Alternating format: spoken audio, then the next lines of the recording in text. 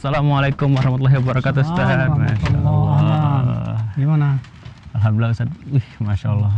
Insya Allah ya, pemandangannya indah sekali ya. Nikmat, Ustaz, kayak gini, Ustaz. Ustaz, ngomong-ngomong lagi safar gini, Ustaz. Anak mau nanya, Ustaz. Ini kalau kita lagi safar gini, Ustaz ya, cara kita sholat itu ahsannya gimana nih, Ustaz nih? Oh ya.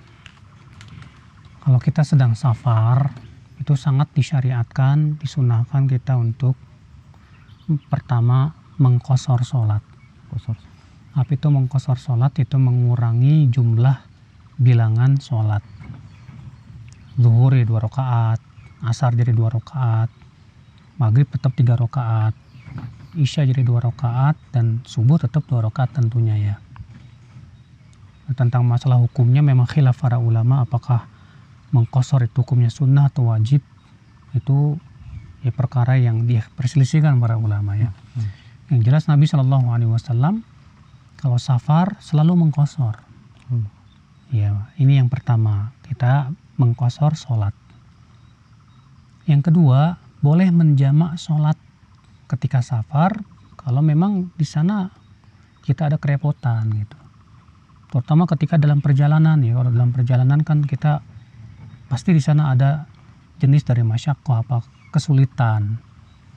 Maka pada waktu itu boleh kita menjamak 2 sholat, itu zuhur dan asar, maghrib dan isya. Dan disebutkan dalam hadis riwayat Abu Daud bahwa Nabi SAW kalau berangkatnya sebelum zuhur, maka beliau undurkan waktu zuhur di waktu asar. Nah, kemudian dijamak qasornya di waktu asar. Tapi kalau Nabi SAW berangkatnya setelah zuhur, maka Nabi SAW biasanya tarik tuh asar ke waktu zuhur. Ya, maka kemudian dijamak di waktu zuhur. Kalau misalnya kita belum berangkat safar, berarti kan kita belum safar tuh. Iya. Berarti 4-4. Ya. 4 maksudnya. Ya, kalau misalnya kita mau berangkatnya nanti deh jam 1 siang misalnya. Setelah zuhur berarti. Setelah zuhur misalnya. Ya udah, kita berarti disunahkannya kita tarik asar di waktu zuhur. Demikian yang disebutkan dalam riwayat Abu Daud dan yang lainnya. Ya, sama halnya juga dengan maghrib dan isya. Kalau kita berangkat sebelum maghrib, berarti kita undurkan maghrib di waktu isya. Kalau kita berangkatnya setelah maghrib, kita tarik isya di waktu maghrib. Begitu. Nah, itu sunnahnya ketika kita safar. Nah, itu tentu ya menjadi sebuah kemudahan buat kita, itu rukhsah ya. Dan tentunya yang namanya mengqashar itu khusus ketika kita dalam safar saja. Boleh nggak kita mengqashar saat di rumah misalnya karena ada sakit? Nggak boleh. Beda dengan menjamak. Kalau menjamak ketika kita tidak safar pun boleh. Boleh kalau memang diperlukan, karena disebutkan dalam hadis riwayat Nasai bahwa Nabi SAW pernah menjamak antara zuhur dan asar. Ya. Terlebih ketika ada hujan dan kita sulit untuk melakukan pada waktunya masing-masing, boleh kita menjamak. Atau misalnya jalannya agak susah dan yang lainnya, begitu. Terus seperti kalau misalnya dalam kemacetan gitu kita tidak sempat, itu bisa kita jamak. Kalau misalnya kita sedang macet nih, sekarang macetnya nih di waktu apa? Misalnya di waktu kita asar, maghribnya kelewat nih, kita di perjalanan sampai rumah baru isya gitu. Kalau misalnya kita macetnya di waktu asar, kita udah sholat asar kan? Sudah sholat asar. Berarti kita kemungkinan besar misalnya sampai rumah jam 8 malam karena macet. Boleh nggak kita undurkan waktu maghrib ke waktu isya? Boleh. Karena sudah kita sebutkan tadi bahwa tujuan daripada jamak itu adalah untuk ketika ada kerepotan. Makanya Ibnu Abbas radhiyallahu anhu ketika beliau mengatakan bahwa Nabi SAW menjamak antara 2 sholat, kata Ibnu Abbas mengatakan apa? Li'alla yuharrija ummatahu, supaya tidak menyusahkan umatnya. Sehingga diambil faidah dari perkataan Ibnu Abbas ini bahwa menjamak 2 sholat itu kalau ada kesulitan gitu, jenis daripada kesulitan. Adapun kalau kita bisa melakukannya pada waktunya masing-masing, ketika kita safar juga misalnya ya, kita bisa melakukannya masing-masing dan tidak berat juga kita untuk menjamaknya, lebih baik kita nggak usah jamak. Pada waktunya saja Ustaz. Iya, waktunya masing-masing, kemudian kita qashar. Cuman ada pertanyaan, mana yang lebih utama kalau saya mengqashar sholat dengan kita sholat berjamaah di masjid? Nah Ustaz, itu yang kadang jadi pertanyaan Ustaz. Nah, kalau sholat di masjid kan mau tidak mau kita tidak boleh qashar. Ya. Karena kita sholat di belakang imam yang mukim. Dan seluruh ulama sepakat kalau kita sholat di belakang imam yang mukim tidak boleh qashar. Harus mengikuti apa? Imam. Mengikuti imam. Nah, Syekh Utsaimin rahimahullah dalam hal ini menjawab bahwa sholat berjamaah lebih utama. Jadi kalau kita sholat berjamaah, ya itu lebih utama berdasarkan keumuman hadis. Kata Rasulullah SAW, sholatul jamaah afdal min sholatil fadh bi 25 darajah, bi 27 darajah. Sholat berjamaah lebih utama daripada sholat sendirian 25 kali lipat, dalam satu riwayat 27 kali lipat. Nah itu. Termasuk ini Ustaz, apa kalau bisa kita ada safar jarak jauh nih, terus kebetulan hari Jumat nih, ada yang bilang, kita kan lagi safar jadi nggak sholat Jumat nggak apa-apa, itu gimana Ustaz tuh? Para ulama, ya, setahu saya bersepakat bahwa musafir tidak wajib sholat Jumat. Artinya mereka tidak diwajibkan berdasarkan hadis bahwa Nabi SAW ketika haji wada dan hajinya beliau ketika wukuf di Arafah itu bertepatan dengan sholat Jumat. Tapi beliau tidak sholat Jumat, beliau sholat zuhur. Diganti sholat zuhur. Iya, beliau sholat zuhur kemudian asar. Tapi kalau misalnya kita tinggal di Bandung nih, misalnya berapa 4 hari misalnya ya, kita safar ke Bandung atau ke Garut misalnya, kemudian kita tinggal di situ, ada masjid di dekat rumah kita, maka tetap kita berusaha lah untuk sholat Jumat. Jangan bermudah-mudahan dalam hal ini, karena sebagian teman-teman terkadang menyepelekan gitu. Menyepelekan. Maka dari itulah ya kewajiban kita selama kita masih bisa sholat Jumat dan itu tidak memberatkan kita, kita lakukan deh sholat Jumat. Ya.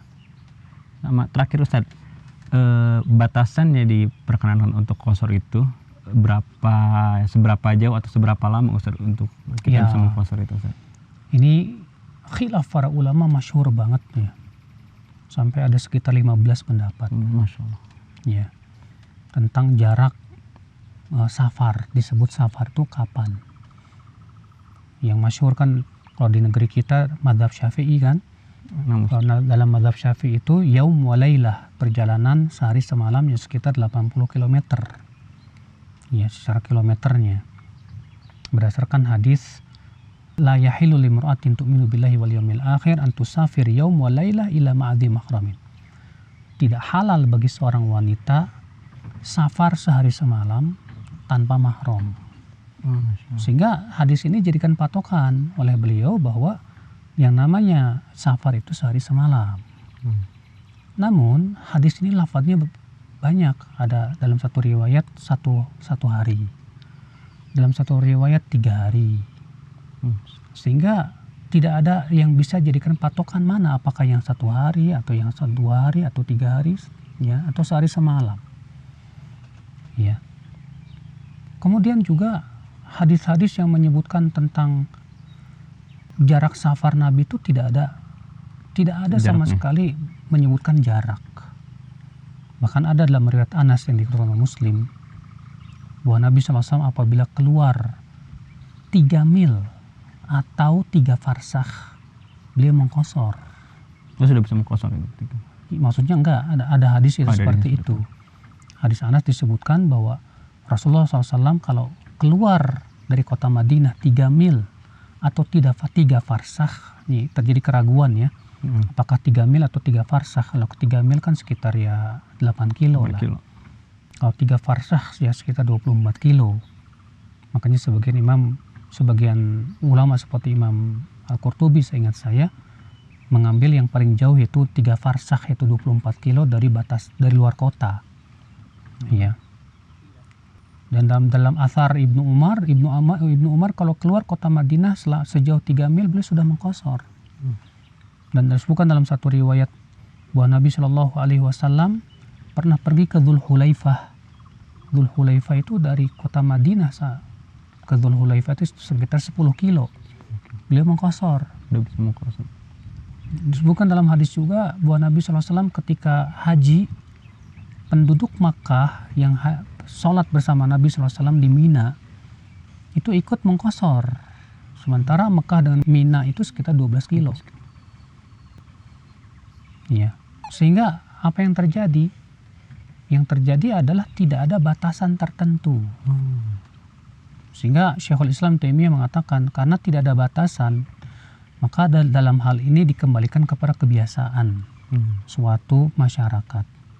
Sebagian lagi mengatakan selama itu disebut safar, maka itu berlaku padanya hukum-hukum safar. Contoh kapan disebut safar? Seseorang disebut safar itu contohnya kelihatan dia mau safar. Misalnya dia siap-siap pakaian, dia siapkan uangnya dan yang lainnya. Ada persiapan untuk pergi safar. Iya, maka itu berarti dia mau safar kan. Maka pada waktu itu berlaku padanya hukum-hukum safar. Nah, khilaf memang para ulama dalam masalah ini ya. Yang jelas sih kalau misalnya kita dari Jakarta ke Bogor, kayaknya masih dekat, kita masih ragu nih. Nah, kalau kita ragu nih, ini sudah safar apa belum? Kalau kita ragu, maka jangan dikosor. Kejar waktunya aja Ustaz gitu. Iya, jadi kalau misalnya kita masih ragu nih, ini udah safar apa belum ya? Ya udah sholat sempurna aja 4 rakaat. Iya, karena pada asalnya sholat itu jangan dikosor dulu sampai betul-betul yakin bahwa kita memang sudah safar. Begitu. Masya Allah, barakallahu Ustaz. Jadi anak tahu nih sekarang ilmunya nih kalau mau safar tuh kayak gimana Ustaz. Masya Allah. Betul. Apa Ustaz, anak izin mau makan siang dulu Ustaz. Ayo. Assalamualaikum Ustaz. Salam.